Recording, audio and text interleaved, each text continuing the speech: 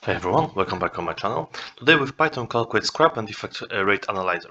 What we're doing is we'll calculate defect rates, first part yield, and estimation of financial scrap cost for multiple product lines.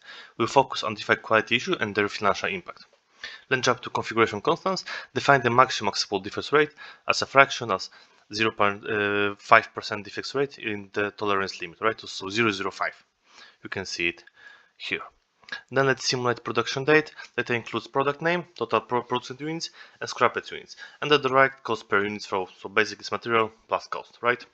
So production scrap data is equal to, you can see it, is equal to, and you can see it here. So product A1, B2, C3, DD, and E5, high defects rate and high cost and rate.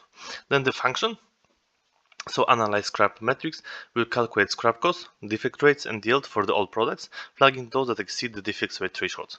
And there is a list of dictionaries with products, scrapped and the cost per unit keys, and the maximum load defect rate. We will return the tuple. Tuple contains list of results, total scrap cost.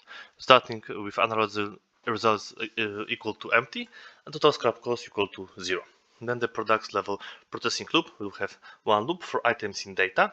We will have products name, production units, scrap units, and cost per unit. Then we skip if units were produced to avoid division by 0. So there's produced units is smaller than 0. There is no sense to make any calculation. Then let's go to calculate defect rates, which is equal to scrap units divided by produced units.